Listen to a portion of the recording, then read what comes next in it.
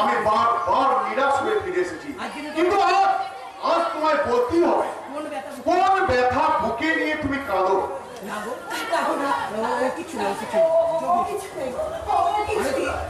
আরতি, আমি তোমার স্বামী। দীর্ঘ 25 বছর ধরে তোমায় আমি দেখে আসছি। তোমার হৃদয়ে গোপন বেদনা ঢাকতে যখন তুমি হাসির অভিনয় করো না কেন, তোমার ওই কৃত্রিম হাসি তোমার ওই বেদনা ঢাকতে পারে না। আরতি, বেদনা ঢাকতে পারে না। তুমি কি আমাকে অবিশ্বাস করছো? না, আমি শুধু মনে মনে এটাই ভাবি, আমার স্ত্রীর অন্তরে কি এমন ব্যথা লুকিয়ে আছে যা জানার অধিকার তো আমার নেই। তুমি না না আরতি, আর কখনো আমি তোমার সাথে জানতে চাইবো না। যেদিন তুমি তোমার গোপন বেদনার জ্বালায় জর্জরিত হয়ে ক্লান্ত পদক্ষেপে আমায় এসে ধরা দেবে, সেদিন আমি তোমার সব কথা শুনবো। আরতি, সেদিন আমি তোমার সব কথা শুনবো। আজকের দিনে তোমাকে অফিস যেতে হবে। আজকের দিনে কি একটা দিনের জন্য ছুটি নেওয়া যায় না? ডিএসপি ধ্রুবজ্যোতি ব্যানার্জির কর্তব্যের ডিউটিতে কোনো ছুটি নেই রে মা। ছুটি সেদিনই নেব যেদিন শান্তিপুরের বুকে আমি আসল শান্তি ফিরিয়ে আনতে পারবো। হ্যাঁ আরতি, একটা কথা,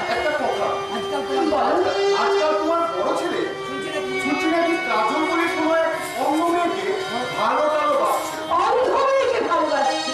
হ্যাঁ, ওকে বলে দিও এই ভালোবাসাবাসি আমি পছন্দ করি না। হয় ও ভালোবাসাবাসি বন্ধ করো, না হলে ওই মেয়েকে বিয়ে করে ঘরে নিয়ে আসো।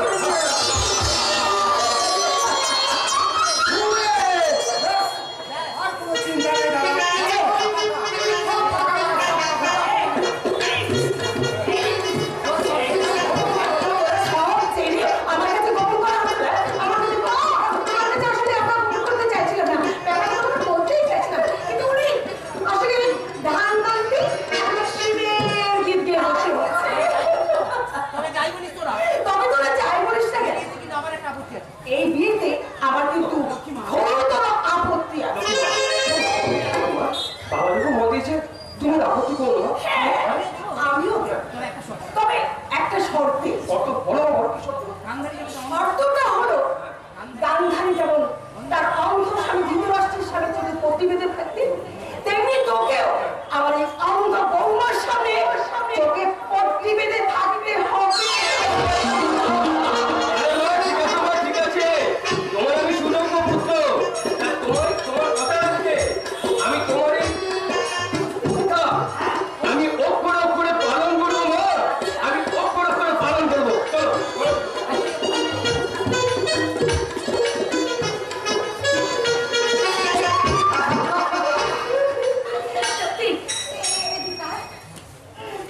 খুব ভালো হয়েছে বল।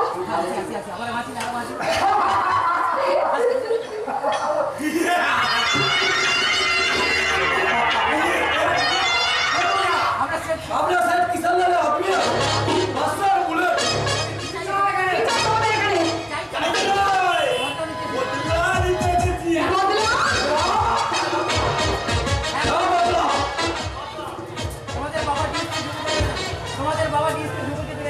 আমাদের মালিক কিসান লালা কারণে চলার পথে আমাদের মালিক সেট কিসান লাল আদিওয়াল চলার পথে কিছু কাঁটা ছড়িয়ে দিয়েছে।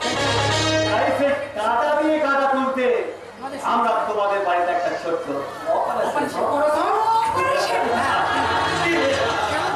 আরে তেমন কিছু নয় মেমসান, তেমন কিছু নয়।